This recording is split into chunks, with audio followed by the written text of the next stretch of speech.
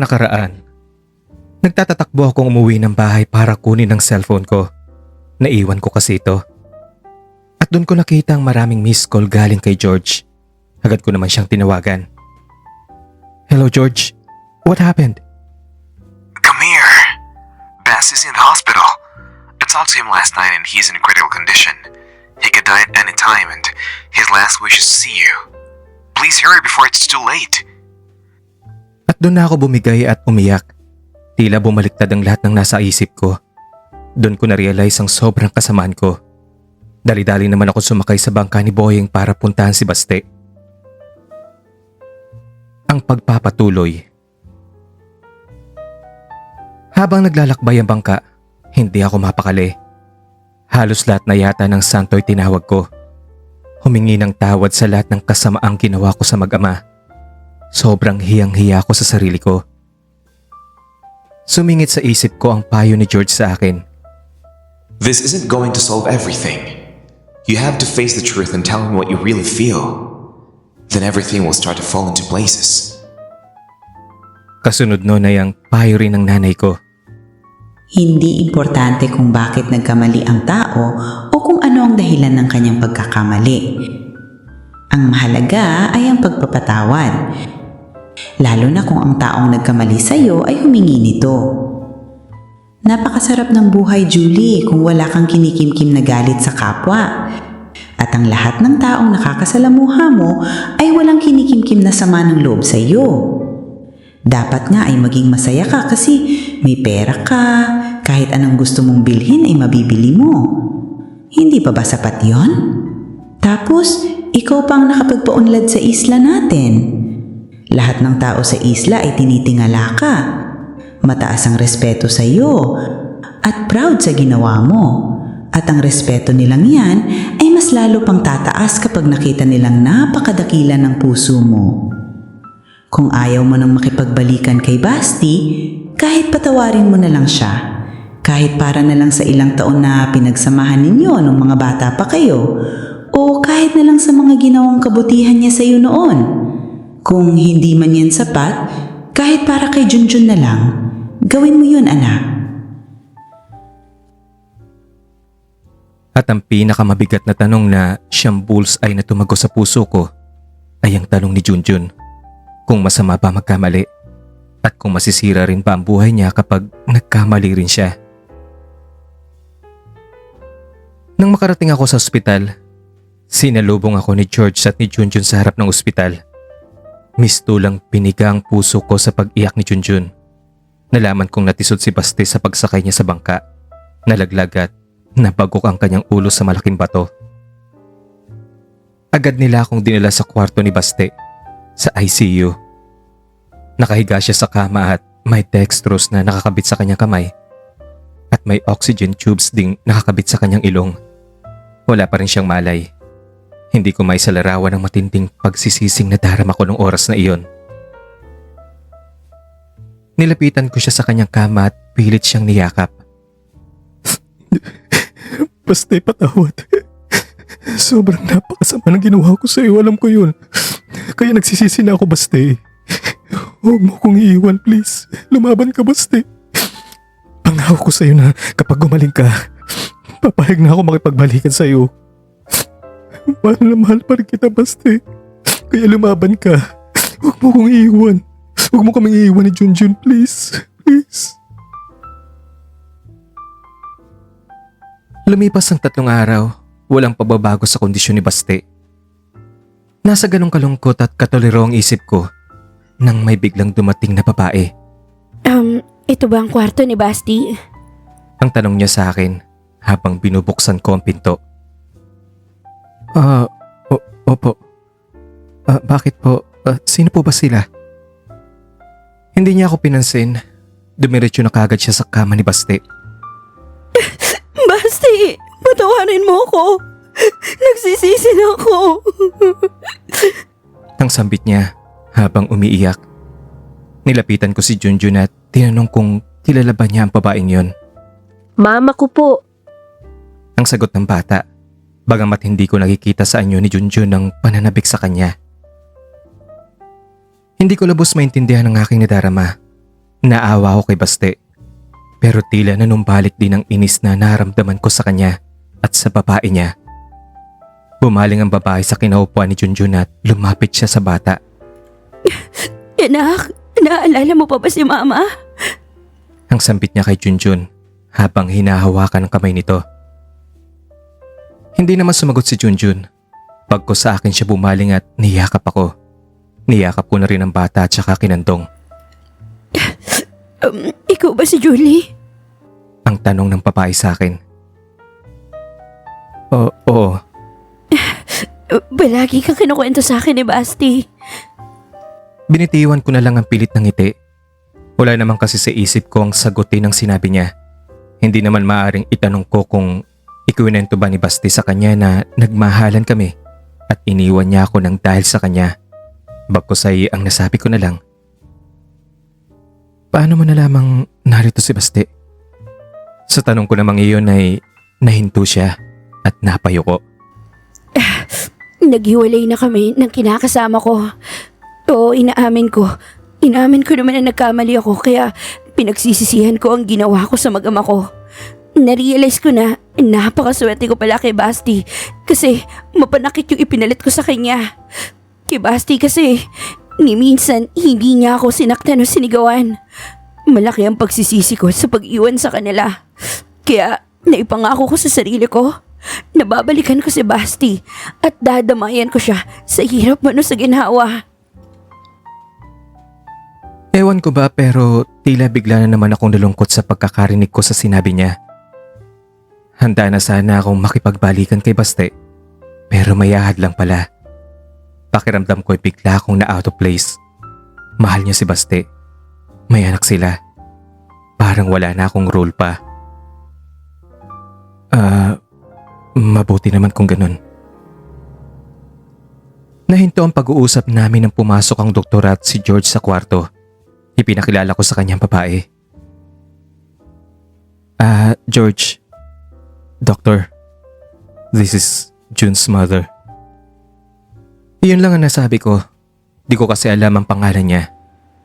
Nadia Carpio. Ang pagdugtong naman ng babae sa sinabi ko. Sabay abot ng kamay niya kay George at sa doktor. Tinanggap naman ni George ang pakikipagkamay ni Nadia at tumingin sa akin. Alam ko ang tingin na yon. Nagtatanong kung okay lang ba ako. Kaya yumuko na lang ako. Ayaw kong mahalata ni George na nasasaktan ako. As per the result of the tests, Basti is in a comatose stage due to a collapsed skull. That part of his brain where the skull collapse is affected, and he needs a very delicate surgery. That's one thing. The other thing that complicates his situation is his rare bone disorder. His bones become brittle. This causes his fatigue and recurrence of fever. There are only 2 specialist hospitals in the world for this kind of disorder. One is in Germany and the other is in the US. I've already talked to my dad in the US who happens to have a friend who specializes in this type of disorder, and he promised to help Basti. Ang paliwanag ni George. Nag-usap na pala sila ng doktor. Tumango-tango naman ang doktor na kasama niya. May tuwa rin ako nadarama sa narinig. Bagamat may pag-aalala pa rin. Doctor, how much would the cost be? Ang tanong ko sa doktor. Siyempre, kahit may pera ako, hindi naman ako ganyang kayaman na kayang gumastos ng libo-libong dolyar. Don't worry about money, Julie. Dad promised to shoulder all the expenses. He knew that you saved my life and he wanted to return the favor. You and Junjun can come too. May tuwa akong nadama sa narinig ko. Nanumbalik sa isip ko ang insidente kung saan nagsimula ang aming pagiging magkaibigan ni George. Nasa dalampasigan ako noon at nagmumuni-muni. Pero nagulat na lang ako nang biglang may napansin akong kumakaway. Iyong distress call at biglang naglaho. Doon ako dali-daling lumusong sa tubig at sinagip siya. No, George. You should bring Nadia and Junjun to the States. They are Basti's immediate family. I'll stay here. No. I won't allow that. If you want, Nadia will go too, but you need to come. Dad and Mom want to meet you and thank you personally for what you've done to me. And besides, I want you to see my place. You need to give yourself some relaxation. You need to visit beautiful places that are free from the stressful work on the island. Ang pagigiit ni George. Wala naman ako nagawa kundi ang sumang-ayon. At least, makakatulong pa rin ako kay Baste kung ano man ang pwede kong maitulong. Nagpaalam ako sa aking mga magulang. Agad na inayos ang aming mga requirements. Lahat ay minadali. Matapos ang isang buwan naman ay nakaalis din kami. Wala pa ring malay si Baste. Naghahalo ang aking naramdaman.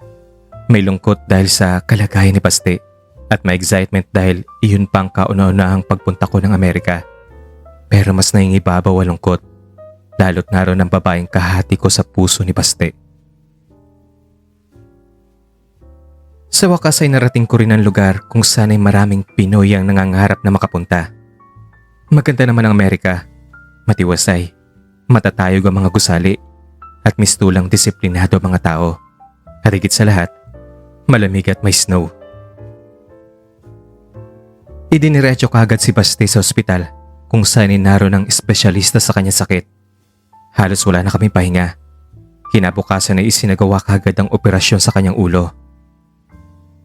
Umabot ng may 10 oras ang operasyon at nang matapos, idiniklarang ligtas na si Baste. Bagamat unconscious pa rin siya, sinabi na ng mga doktor na maganda ang kanyang prognosis.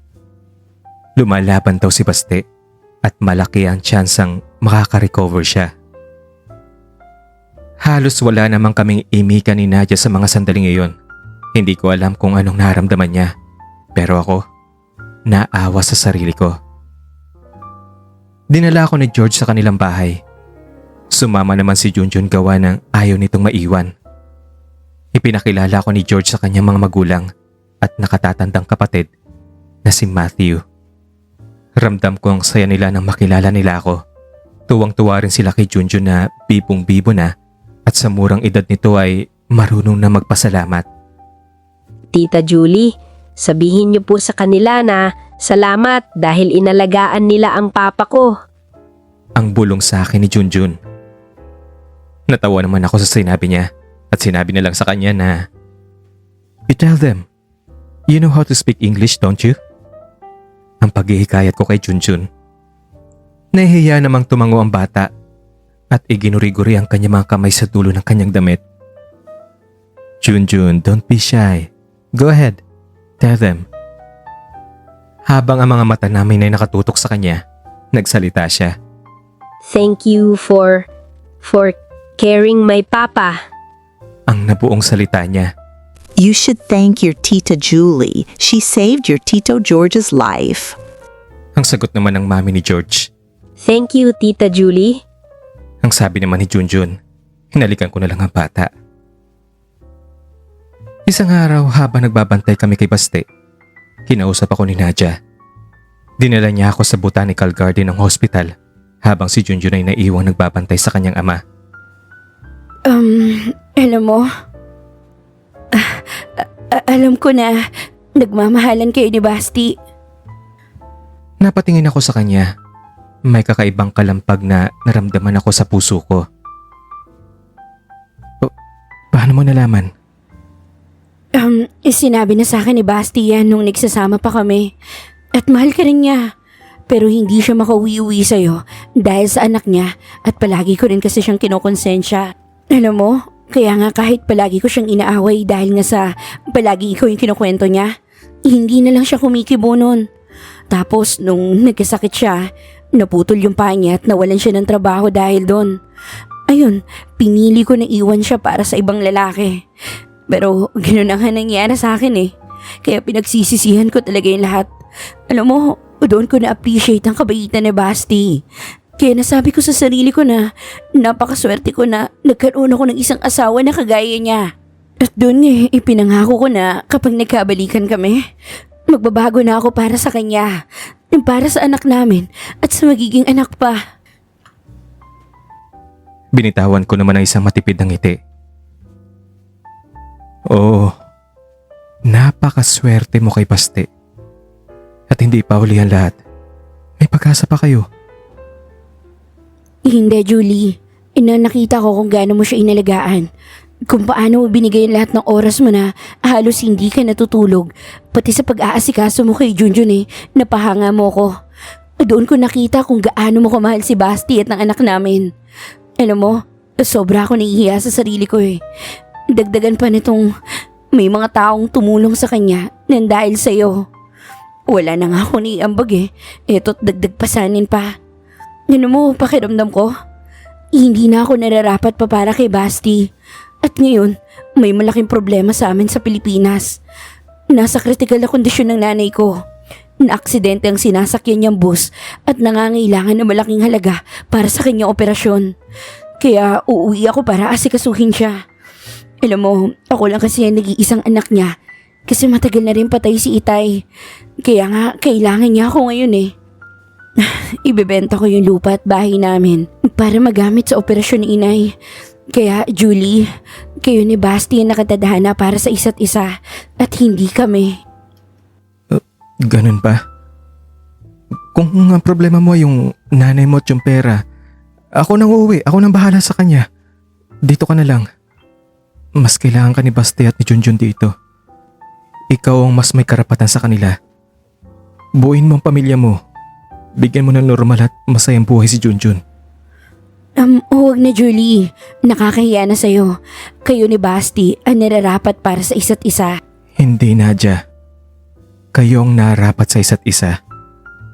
Alam naman natin na kahit pagbalik-baliktarin man ang mundo, sa mata ng tao at ng Diyos, ikaw ang may karapatan kay Basti. At para sa normal na buhay at kaligayahan ni Junjun at sa kaligayahan na rin ng lahat. Kaya tanggap ko ito. Ako nang bahala sa nanay mo. Ako nang uuwi. Ang bait mo talaga, Julie. Napakabait mo. Pagkatapos namin mag-usap at makuha ang mga detalye ng kanyang ina, tinawagan ko si George at ipinalam ang aking desisyon. Nagulat man at sa una ay ayaw pumayag, wala rin siyang nagawa. Tapos na kasi ang pangunahing dahilan sa pagpunta ko sa Amerika at makilala ang mga magulang niya at ang buong pamilya niya. Bumalik kami ni Nadia sa kwarto ni Basti. Laking gulat at tuwa namin nang nakitang naimulat na pala niya ang kanyang mga mata. Anong ginagawa mo sa papa mo, Junjun? Hinalikan ko po si Papa tapos kinausap. Sabi ko ay gumising na siya at nandito tayo sa Amerika. Tapos hayan, nagising na po siya. Ang inosenteng sagot ng bata. Naglulundag kami sa tuwa. Basti, narinig mo ba kami? Ang tanong naman ni Nadia sa kanya. Pero hindi siya sumagot. Bagkus ay nanatili lang siyang nakatingin sa amin. Ramdam ko sa kanya mga tingin ng saya. Gusto ko siyang yakapin. Pero nag-atubili akong gawin yon gawa nung naroon si Nadia. Nang tinawagan namin ng doktor, ipinaliwanag naman niyang simula pa lang ito sa pagbuti ng kanyang kalagayan. Kailangan lang daw ng ipagpatuloy pa rin ang gamutan at ang psychotherapy upang lubusan ng maibalik ang kanyang paggalaw. Nadia, pwede bang kausapin ko lang si Basti? Huwag ka mag-alala, magpapaalam lang ako sa kanya ng maayos. Ang pakisuyo ko kay Nadia nang makaalis na ang doktor. Tumalima naman si Nadia, dinala si Junjun sa labas. Nang kami na lang dalawa ang naiwan, tinitigan ko si Basti. Nagtitigan kami. Nginitian ko siya. Bagamat hindi pa niya naigagalaw ang mga muscles niya sa mukha, naramdaman kong masaya naman siya. Alam kong gagaling ka, Basti. Kaya lumaban ka pa. Kailangan ka ni Junjun. Saka oo nga pala. Bukas na bukas din ay uuwi na ako sa atin sa Pilipinas. Nandito na si Nadia. At nagbago na rin siya para sa'yo. Noon pa man, alam kong siya talaga ang narapat para sa'yo dahil may anak kayo. Kaya kung gumaling ka na, buuin niyo na ang pamilya niyo para lumaking masaya si Junjun. Pero huwag ka mag-alala dahil patuloy kitang tutulungan at susuportahan. Kaya magpagaling ka. Nahinto akong sandali. Tinitigan kong muli si Basti na Nanatili ring nakatitig sa akin. Alam ko ang mga titig na yon. Maraming katanungan at may pagtutol sa mga naging desisyon ko. Maya-maya lang ay nakita ko ang mga luhang tumatalo sa mga mata niya. Doon na rin ako napaluha. Oo. Aaminin ko na nung nalaman kong na-aksidente ka. Sinundan kita sa ospital. Nangako akong tatanggapin kita. Na magsasama na tayo. Tayong tatlo ni na Junjun. Pero ngayong dumating na si Nadia at nangako magbabago na para sa'yo. Sino ba naman ako para hadlangan ng pagtatama ng isang pagkakamali, di ba? Mahal na mahal kita, Basti. Pero mas naangay lang na mag-ina mo sa'yo eh. Mas kailangan ka nila. Mas kailangan mo sila ngayon. Kaya patawarin mo ako kung aalis ako at iiwan kita. Kaya parang awa mo na, huwag mo akong iyakan. Kasi tanggap ko na ang lahat. Para ito sa iyong kaligayahan at sa kabutihan ng bata, ng anak mo ni Junjun. Kaya okay lang ako. Magiging okay din ako. Makakapag-move on din ako. Kagaya ng pag-move on ko nung unang mawala ka sa akin. Kaya huwag ka na mag-alala sa akin, ha? Okay na ako. Tanggap ko na ang lahat. Kaya paalam na. Patuloy pa rin ang pagbagsak ng mga luha ni Baste. Pero dahil buo na ang aking pasya, dali-dali akong tumalikod at lumabas ng kwarto. Hindi ko na nagawang pahirin pa ang mga luha sa aking pisngi. Iyon na ang huling pagkikita namin ni Baste. Tinawagan ko si Nadia para ipaalam na tapos na ang aking pagpapaalam kay Baste. Dumiretso na rin ako sa bahay ni George para maganda sa aking pag-uwi. Kinabukasan naman ay inihatid ako ni George sa airport. Naroon din si Junjun na umiiyak. Ayaw niyang iwan ko sila ng papa niya. Nakaka-touch ang pagka-sweet sa akin ni Junjun. Pero sino ba ako sa buhay niya? Hindi naman ako ang tunay niyang ina. Nang makarating ako sa Pilipinas, agad kong tinungong ang ospital kung saan naroon ang ina ni Nadia. Wala akong sinayang na oras. Mahirap ang kalagayan niya. 3 operasyon ang ginawa sa kanya. Dahil may mga buto na na-dislocate at na-fracture. Pero ligtas na siya. Nagbigay ako ng partial payment at bumili rin ako ng mga gamot. Hindi ako umalis sa tabi niya. Ako naman ang nag-asikaso ng lahat. Sa pag-aasikaso ko sa kanya ay tila nakikita ko rin sa kanyang aking nanay. Mangiyak-ngiyak siya habang kinakausap ako at pinasasalamatan. Nang bumuti naman ang kalagayan ng nanay ni Nadia ay tinawagan ko siya para makapag-usap sila ng mag-ina sa telepono. Masarap din sa pakiramdam na nakapagpaligaya ako ng mga tao at naisip ko si Baste na siya kong inspirasyon para gawin ang lahat ng iyon. Lumipas pa ang halos ilang buwan at tuluyan ang gumaling ang inay ni Nadia. Nabayaran ko na rin ang lahat ng obligasyon niya sa ospital. Umuwi ako sa isla. Balik sa normal ang buhay ko. Dahil sa tulong na ibinigay ko sa inay ni Nadia, naging mas malapit kami ni Nadia sa isa't isa. Parang magkapatid na ang turingan namin. Palagi niya akong ina-update sa kalagayan ni Baste.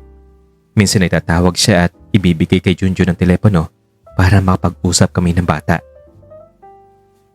Nang tuluyan ang nakakapaglakad at nakakapagsalita si Baste, ako ang una niyang tinawagan at nakausap ko na rin si Baste. Lumipas pa ang 6 na buwan. Napag-alaman kong mula kay Nadia na malapit na raw silang umuwi. Naaminin ko naman na excited ako na at the same time ay malungkot din. Excited dahil makikita ko na naman si Baste at si Junjun. Malungkot dahil alam kong wala nang chance na magiging kami pa ni Baste. Isang araw nagulat ako nang tumawag si George. Hey, Julie. I'd like to let you know that Basti is coming home very soon. Yeah, I know. That's what I've heard. But before they come home, Basti and Nadia want to get married again here. Mistulang may sumabog na isang malakas na bomba sa pagkarinig ko sa sinabing iyon ni George. Hindi kaagad ako napagsalita. Good for them. Tell them, congratulations. You have to say that personally to them because Basti wants you to be his best man. Is that okay with you? No. Why not? George, you know the reason, right? Hindi na ako napilit pa ni George, pero kinahapunan, tumawag naman si Nadia. Hi, Julie. Hindi na namin itutuloy pa ni Basti ang pagpapakasal. Bakit naman? Desisyon yun ni Basti. Kung hindi ka raw magbe-best man, wag na lang naming ituloy. Okay na rin kasi sa akin. Ayoko rin na masaktan ka. Ang dami mo nang naitulong sa akin. Sa amin ni Basti. Ang dami mo na rin napagdaanan kaya napag-isip-isip ko na kung hindi man matutuloy ang kasal namin mabuti na rin yon. Napaisip ako sa kanyang sinabi. Medyo nakonsensya ako ron. No. Ayokong ako ang magiging dahilan para hindi matuloy ang kasal niyo, Nadia. Sige. Papayag na ako maging best man sa kasal niyo. Talaga? Ang sigaw ni Nadia sa kabilang linya na tila nagtatatalon pa. Narinig ko pang sigaw ni Junjun na tuwang-tuwa sa aking pagsang-ayon na pupunta uli sa Amerika. Ang bait mo talaga, Julie. Maraming salamat. Nang nalaman ni George ang desisyon ko ay agad niya akong binilhan ng tiket at ipinaayos ang aking visa. Sa araw naman ng aking paglipad ay naramdaman ko ang kirot sa aking puso. Pinilit ko na lang ang aking sariling labanan ng lahat. Higinit sa aking isip na marahil ang dahilan kung bakit ako yumaman ay para tulungan ang mga taong aking minamahal. Kapag nakita kong masaya siya at ang pamilya niya, masaya na rin ako. At least, magiging turing na kapamilya pa rin nila ako. At kung ganyan magkaibigan pa kami ni Nadia ay bonus na yon. Iyon ang pakonsuelo sa aking sarili. Ay, siguro, ganyan talaga ang papel ng mga bakla sa mga lalaking minahal nila. Sa official status, mag-best friends. Sa kasal, best man. Kapag nagkaanak na, ninong o ninang. At kapag nagkakandahira pa sila sa pamumuhay, ATM o kaya ay Social Security. Sa isip ko at binitawan ko na lang isang malalim na buntong hininga. Nang makabalik ako sa Amerika, sinalubong ako ni George at ni Junjun sa airport. Busy daw si Nadia at Basti sa paghahanda sa kanilang kasal kinabukasan. Hindi magkamayo sa matinding tuwa si Junjun nang makita ako. Nagulat pa ako nang inilabas niya mula sa kanyang bag ang isang kumpol ng rosas. Wow! Saan naman galing to, Junjun? Ang tanong ko pa sa kanya. Parang instinct pa na baka nanggaling iyon sa isang taong mahalaga sa akin. Naalala ko kasi ang mga pagkakataong kung saan ay nag-aaral pa kami ni Baste. Habang kumakain kami sa botanical garden ng eskwelahan, lihim siyang namimitas ng bulaklak. At kapag nasa isla na kami at naglalakad patungo sa kanya-kanyang bahay, ilalabas niya mula sa kanyang bag ang mga bulaklak at ibibigay niya mga ito sa akin. Sa akin lang po galing yan. Ang sagot naman ni Junjun na mistula rin nagpabalik sa aking tamang katinuan.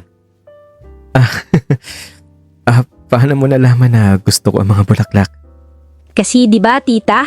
Marami namang bulaklak sa bahay ninyo. Mayroon sa flower vase, mayroon sa altar, sa ibabaw ng mesa, mayroon din sa garden. At sabi rin ni Papa, love mo raw ang mga bulaklak. Natawa na lang ako. Niyakap ko siya, hinalikan at kinarga. Ang kulit mo pa rin talaga. At nang makarating na kami sa bahay ni na George, walang katao-tao maliban sa kanilang mga kasambahay ng mga Pinoy din. Dumiretso agad ako sa guest room na ibinigay nito sa akin. Magpahinga na lang daw muna ako kasi may outdoor dinner kinagabihan sa kanilang front lawn. Naroon daw ang buong pamilya kasama sina Baste at Nadia. Doon na sumagi sa isip ko si Baste. Napatanong ako sa isip ko kung ano na ba talagang itsura niya ngayon, na kumusta na kaya siya, na okay na kaya siya. Mga bandang 7:00 ng gabi nang ginising ako ni George. Naroon na raw silang lahat sa kanilang front lawn at handa na mga pagkain, kaya sumunod na ako. Naroon na ang mami at daddy at ang kapatid ni George na si Matthew. At syempre naroon rin si Baste na naglalakad na. Si Nadia at si Junjun. Lahat sila'y nakatingin sa akin. At maliban sa mga pagkain ay may mga palamuting balloons, bulaklak at ribbons ang lugar at sa gitna ay may malaking streamer na nakasulat ay "Welcome back, Julie." Napangiti na lang ako sa ginawa nila. Syempre, touch ako na kahit papaano ay nag-effort talaga sila para i-welcome back ako. Pero panandalian lang ang lahat ng aking kasiyahan. Nang nakita ko kasi ang pag-holding hands ni na Nadia at Baste, mistulang tinusok rin ang puso ko. Parang gusto kong sa eksena pa lang na iyon ay tatalikod na ako at babalik na lang sa airport. Isa-isa silang lumapit sa akin at kinamayan ako. Si George na niyakap pa talaga ako. Ang mga magulang niya at sumunod naman si Matthew na ewan, parang nakakaloko ang kanya mga ngiti na di ko mawari. Pero in fairness, mas gwapo siya kay George at ang ganda pa ng katawan. Nang si Basti naman na lumapit sa akin, halos hindi ko maigalaw ang aking katawan. Para ako nag-freeze na nakatitig lang sa kanya. Pakiwari ko ay mas lalo pa siyang gumwapo. Lalo pang kuminis ang kanyang balat at medyo pumuti siya. Nanumbalik na rin ang kanyang dating lakas, sigla at build ng katawan. At lalo na't bagong gupit pa siya. At bagay na bagay sa suot niyang semi-fit na asul na sweatshirt at jeans. At ang ikinagulat ko pa, hindi na siya lumpo.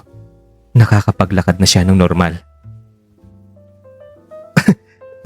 Teka, paano kang nakakapaglakad na ng maayos? The doctor made him a prosthetic leg. Si George naman ang sumagot sa akin na noong mga oras na yun nagulat pa ako kung paano niya naintindihan ang tanong ko kay Baste. Wow! Ang galing! Sa isip ko ay may tinitimping kasabikan na yakapin si Baste, pero pinigilan kong sarili ko. Marahil ay may 10 segundo kaming nagtitigan bago siya nakapagsalita. Kumusta ka na, Julie? Ang tanong niya sa akin, para na rin akong nahimasmasan sa pagkarinig sa pagbati niyang iyon. Eto, okay lang naman. Mabuti at magaling ka na. At normal na rin ang paglalakad mo. Oo, at maraming salamat sa iyo. Walang anuman yun. Iyon lang naging usapan namin. Kinamayan niya ako at pagkatapos ay nagbigay daan para kay Nadia na yumakap pa talaga sa akin at bumulong. Maraming salamat sa iyo, Sis Julie. Masayang-masaya ang nanay ko dahil sa pag-aalaga mo sa kanya. At ngayon, eto, pinasaya mo pa ako. Hindi ko alam kung paano ako makakabayad sa mga ginawa mong kabutihan sa buhay ko. Napangiti naman ako sa sinabi niya. Oo kasi sa, yun na lang ang birong sagot ko sa kanya at nagtawanan kami. At nang kumakain na kaming lahat, napansin ko naman ang pagpapapansin ni Matthew sa akin. Tumabi pa talaga siya sa akin. Nariyan yung lagyan niya ng pagkain ng aking plato. Nariyan yung kapag nakikipag-usap siya ay halos dumampi na ang kanyang mga bibig sa tenga ko. At halos subuan na lang din niya ako habang kumakain. Hindi ko alam kung sadyang gentleman lang ba talaga siya or ginagawa niya iyon dahil alam niyang nasasaktan ako sa mga nangyayari at gusto niya makatulong para pawiin iyon. O di kaya'y hindi ko rin alam kung may iba pa siyang motibo sa akin. Tila may kakaiba talaga sa inaasta niya. Kaya kahit nagdurugo ang aking puso ng mga oras na yon, tila kinikilig naman ako sa mga pinagagawa ni Matthew. Lalo na nang kumanta pa talaga siya ng hawak-hawak ang mga kamay ko. Bibo rin si Matthew dahil sa kanya ay masayang outdoor dinner naming iyon. Hindi ko magawang hindi tumawa sa mga ginagawa niyang kakengkoyan. Napahanga tuloy ako sa kabaitan niya, lalo na't ako pa talaga ang inaaliw niya. Nang matapos ng outdoor dinner, bumalik na kami sa kanya-kanya mga kwarto. Hinatid pa talaga ako ni Matthew na pumasok pa talaga sa loob. Kung gaano siya kabibo sa outdoor dinner ay kabaliktaran naman ng nasa loob na kami.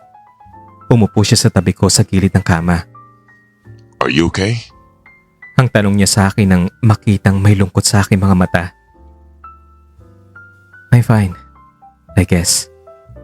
Don't worry. I'll stay by your side tomorrow during the wedding. I'll take care of you. I won't allow you to be sad.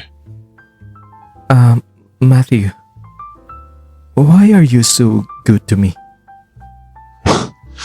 Because you've made this family happy. You saved my brother and now you're the one responsible for why I'm oozing with love. What? Oozing with love? Don't say that. You will regret it. Ang sambit ko, bagamat sa kaloob-looban ko ay may kilig akong nadarama at napapaisip kung handa na pa akong magmahal muli. No, you really brought love into my heart. So tomorrow in Bassie's wedding, I will give you a very, very big surprise. I won't let you cry anymore. I promise. Ang makahulugang sambit niya, sabay halik sa aking pisngi at tuluyan ang nagpaalam. Tila hindi ako makapaniwala sa inastang iyon ni Matthew. Aminin ko namang may kilig akong nadarama. Bagamat hindi ako sigurado kung anong ibig niyang sabihin sa big surprise na iyon. Hala, magre-reveal ba siya ng pagmamahal niya sa akin? Magtatapat ba siya? As in ako, mahal niya? Sandali pala kami nagkakakilala. Ano ba itong naramdaman ko? Ang malaking katanungan sa isip ko. Tinumbok ko ang shower at naligo. Nang nahiga na ako, nahati ang laman ng isip ko. Si Baste at ang kanyang kasal. At si Matthew. Sila ang bumabagabag sa isip ko. May lungkot akong nadarama. Pero tila may excitement din sa sinabing iyon ni Matthew. Ang magiging venue ng kasal ay ang bahay ni na George mismo. Malaki kasi ang kanilang labi, kagaya ng isang mamahaling hotel. May mataas na kisame na parang isang simbahan. Malawak, marmol ang sahig. Maganda kung sa maganda. Mag-alas 6 ng umaga, doon ko naramdaman ang pagod at depresyon. Parang ayaw ko na rin bumangon. Maya-maya lang ay may kumatok. At dahil hindi nakalakang kwarto ko, hinawi niya ang pinto nito at sumilip. Si Baste. Julie, magbihis ka na. Ang mahina niyang sabi na seryoso ang muka. Agad niyang isinara ito. Hindi man lang siya kumatok kahit saglit. Makipag-usap sa akin na kaming dalawa lang bago siya ikasal. Hindi tuloy maiwasang mag-isip ako na natakot siyang baka isidus ko siya o mapagalitan ni Nadia. Medyo nasaktan ang puso ko sa kanyang inasta. Doon pa lang ay pumatak na mga luha ko. Nag-iba na talaga si Baste. Ang bulong ko sa sarili ko. Dali-dali akong bumalikwas at naligo. Tamang-tama namang dumating ang katulong na pinay ni George. Nagdala ito na pagkain ng almusal ko. Alas 8 raw ang kasal at baka gutumin ako. Si Nadia at Baste raw ay kumain na rin. Siya na rin daw ang tutulong sa akin sa pagbibihis. Mag-alas 8 nang matapos ako. Nang makababa na, napahanga ako sa ganda ng labi. Halos mabalot ng mga rosas ang paligid. Walang ibang bulaklak na nakahalo. Puro rosas ang lahat. Iba't iba ang kulay. May mga ribbons at balloons. May mga nagaganda ang iba't ibang kulay ng blinking lights. Nakakamangha ang ganda. Naroon na rin ang ibang mga bisita. Sina Baste at Junjun na parehong ternong suot na naroon na rin. Napahanga naman ako sa kapugian ni Baste. Noon ko lang siya nakita sa ganong ayos. Bagay na bagay siya sa kanyang suot na tuxedo. Nang tingnan ko naman ang aking suot, doon ko napansin na terno pala kaming tatlo. Kung sa bagay, best man nga pala ako. Ang bulong ko sa sarili ko na may pagkadismaya. Gusto ko sana siyang lapitan pero nahiya ako. Kahit kumakaway si Junjun sa akin at minimuestra na lapitan ko sila, minuestrahan ko na lang din ng bata na ang ibig sabihin ay saka na lang. Sobrang lungkot ko talaga ng mga sandaling iyon. Maya-maya lang ay lumapit na rin sa akin si Matthew. Nakaparehong kapareho rin sa akin ang suot. Natawa na lang ako. Ipina-appreciate pa talaga niyang aking kamay sa kanyang bisig na para bang naging escort ko siya. Nang nagsimula ng tugtog ng organ, pumila na kami sa center aisle para maghanda sa pagmarcha patungo sa altar. Naroon na rin si Nadia, nakabistida na pangkasal. Hawak-hawak ang isang kumpol ng mga bulaklak. Nakatayo sa pinakadulo ng labi sa likuran namin. Napakaganda pala niya. Ang nasabi ko na lang sa isip ko nang masilip ko siya. Lalo pa itong nakadagdag sa lungkot na nadarama ko ng mga oras na yon. Yun bang naiinggit? Nagsi-self-pity. Nangangarap na sana'y ako yung nakasuot ng pangkasal at kami ni Baste ang ikakasal. Pero pinalakas ko na lang sarili ko para huwag bumigay. Nakahanda na kami sa pagmamarcha nang bumukas sa malaking TV monitor sa dingding sa pinakataas na bahagi ng altar. Lumabas sa mukha ni Baste at nagsalita. First of all, I would like to thank the Lord for this new life. I thank Him for giving me the people who truly care and love me. And to the Smith family who sponsored my hospitalization, medical, and this life-changing event. No amount of words can describe how truly grateful I am. I would also make a special mention to the only best friend of my life, Julie, who has been responsible all of this. Without her, I wouldn't have been around now.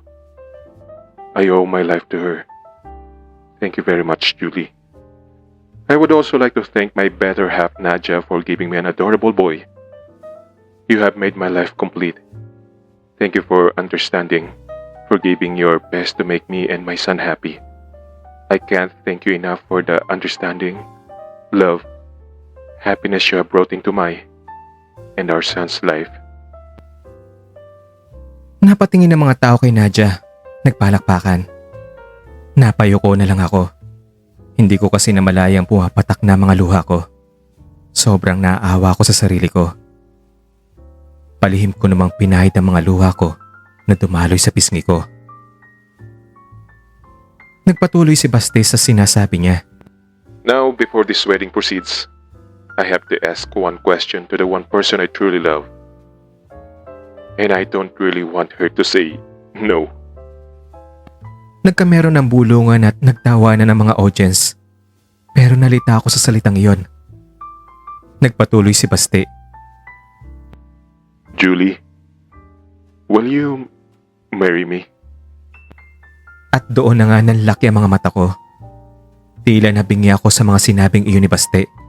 Naguluhan na baka nagkamali ako sa dinig ko o nagkamali siya ng sambit sa aking pangalan. Pati ang mga tao ay pansin kong nalilito rin. Nagtinginan sa aking kinatatayuan. What? Pangalan ko ba talaga yung binanggit niya? Ang sigaw ko sa sarili ko. Nasa ganun akong kalituhan nang mapansin ko ang spotlight na nakatutok na pala sa akin. What happened? Ang puno ng kalituhang tanong ko. Nilingon ko si Matthew. Nilingon ko si Baste. Nilingon ko rin si George at ang mga magulang niya at minwestrahan ko sila na tila nagtatanong ng, "What's going on?" Pero bago pa man sila nakasagot sa kakulitan ko, nagulat naman ako sa biglang pagsulpot ni Baste at Junjun sa aking harapan. Hinabot ni Junjun sa akin ang isang kumpol ng mga rosas. Tita, galing na po yan kay Papa. Ang sabi ng bata na umaalingaw-ngaw pa talaga sa malalaking speaker sa loob ng labi ang sinabi. Nagtawa na naman ang mga tao. Doon ko lang napansin na may malilit na mikropono palang nakaklip sa collar ni Junjun. Nang nakita ko si Baste ay nakalahod na siya sa harapan ko. Hawak-hawak ang singsing sa kanyang kamay. Pansin kong may maliit na mikropono ring nakakapit sa kanyang collar. Will you marry me, Julie? Napalingon ako sa paligid. Naroon pa rin ang matinding kalituhan. Pati ang mga tao ay pigil ang mga hininga at ang katahimikan ay mistulang nakakabingi. Sinilip ko si Nadia na nasa aking likuran malapit sa entrance. Nagtatanong ang aking mga mata sa kanya na ano ba nangyayari? Pero mas lalo pa akong naguluhan nang kumaway lang si Nadia at nginitian ako sabay sa pagkakita ng thumbs up sign sa akin. Ano ba nangyayari? Ang tanong ko rin kay Baste. Just ask later. I'm traveling now. And my prosthetic leg hurts. Oh look, the priest waiting. Ang pabiro namang sagot niya habang itinuturo ang pare na naghihintay sa altar. Dahil nakamikropono, dinig na dinig ng lahat ng kanyang sinasabi. Nagtawanan ulit ang mga tao. Don't worry, Julie. I'm Nadia's groom. So this is a double wedding. You and Basti, then Nadia and me. Isn't it that Basti and Nadia were already married before and this one just their second wedding? How could she marry you? No, we're not married. Say yes na, tita. Napapagod na si Papa. At nagtawanan ulit ang mga tao. Napatingin ako kay Junjun. Aba, Englishero ka na rin bata ka. At kakonsyaba ka rin pala. Seryoso namang tingnan ko si Baste para sagutin ang tanong niya. Yes, Baste. I'll marry you. At doon na nga nagpalakpakan at nagsigawan ng lahat. Sa madaling salita ay nakasal kami ni Baste. Pagkatapos ay nagkaroon kami ng 10 araw na double honeymoon din na kasama si Junjun. Iyon na ang pinakamasayang araw ng buhay ko. Doon na rin nila ibinunyag sa akin ang mga pangyayari kung paano naging magkasintahan sina Matthew at Nadia. Nang makapagsalita na raw si Baste, diretsyang sinabi niya kay Nadia na hindi na siya makikipagbalikan pa sa kanya. Tanggap naman daw ni Nadia ang lahat dahil nga nagkasala siya. At isa pa, naawa rin daw si Nadia sa akin. Pero nakisuyo siya kay Baste na hayaang alagaan muna siya ni Nadia. Doon na sila nagkasundo na gawin ng sorpresa sa akin. Si Nadia raw mismo nagmungkahi nito at ipinaubaya na rin niya sa amin ni Junjun kung gugustuhin ito ng bata. Doon na pumasok sa eksena si Matthew. Nagsimula daw ito sa awa sa pagtulong ni Matthew na makarecover si Nadia emotionally dahil iyon din ang time na naaksidente ang inay ni Nadia maliban sa issue niya kay Baste. Dagdagan pa sa lumang issue niya na pambubugbog sa lalaking ipinalit niya kay Baste. Psychologist kasi si Matthew kaya pinilit niyang tulungan si Nadia at iyon na nga naging simula ng pagiging close nila hanggang sa na-develop sila sa isa't isa. Pagkatapos naman ng honeymoon ay bumalik kami sa Pilipinas, sa isla namin, kasama si Junjun. Doon ay tuluyan na kaming nagsama ni Baste bilang mag-asawa. Lumipas pang 2 taon at napaganda ko pa ang isla sa tulong na rin ni Baste na isang engineer. Lalo pang lumago ito at mas dumami pa ang mga turistang dumadayo. Siyempre, lalo pang umangat ang kabuhayan ng mga taga-isla at masaya na ang lahat. Sa sakit naman ni Baste sa buto ay may mini-maintain siyang gamot. Pero kahit sa Amerika lang ito nabibili, wala kaming problema. Dahil naroon naman si George at ang kanyang kaibigang espesyalistang doktor na bumibili nito para sa amin. At si Nadia naman, sa Amerika na siya nanirahan kasama si Matthew at ang kanyang ina. May 2 anak na rin sila ni Matthew, isang lalaki at isang babae. Marahil ay wala na akong mahihiling pa. Maliban sa isla na mahal na mahal ko, may Baste ako at may Junjun pa. May Junjun kaming napanguhugutan ng lakas at inspirasyon para patibayin pa ang aming pagmamahalan. Salamat sa isang pagkakamali dahil dito natuto akong magsikap at maging matatag. Salamat din sa isang pagpapatawad dahil dito nabuong muli ang aking buhay, ang buhay ng mga taong mahal ko at ang mga nawasak naming pangarap. Baste, naalala mo pa ba? Isang araw yun nung nasa Kubo tayo. May sinabi ako sa'yo na pangarap ko. Ang tanong ko sa kanya habang nakaupo kaming 2 ni Baste sa isang bahagi ng dalampasigan na palagi namin pinupuntahan nung aming kabataan. Nakaharap kami sa paglubog ng araw habang tanaw namin si Junjun na naglalaro sa dalampasigan. Oo naman. Naalala ko pang sabi mo nun. Kung magkakaanak ka lang sana, kumpleto ng pagsasama natin. Buong-buo na tayo bilang isang pamilya. Naalala mo, hindi ka sumagot nun. Kasi naman, hindi naman pwede, di ba? Kahit gustuin natin. Tama naman. Pero tingnan mo, ayun oh, nariyan siya. Si Junjun. Isang napakabait, napakatalino, at napakagwapong bata. At ikaw ang nagbigay sa akin yan. Sa atin. Hinawakan ni Baste ang aking mga kamay. At doon siya nangako na hinding-hindi na niya ako iiwan. Hinding-hindi na niya ipagpapalit ang masayang buhay niya kasama ako at si Junjun. Wakas. Bago niyo po i-close ito, meron lang po ako announcement. Siyempre kung may magwawakas na kwento, may magsisimula na naman. Kaya abangan naman po tayong mini-series na isinulat uli ng ating pinakamamahal na si Sir Michael Yuha na ang title ay Si Tok at si Hang. Kakaiba yung pangalan, kakaiba yung title. Pero no worries po, hindi po yun yung tumatakbo sa isip nyo.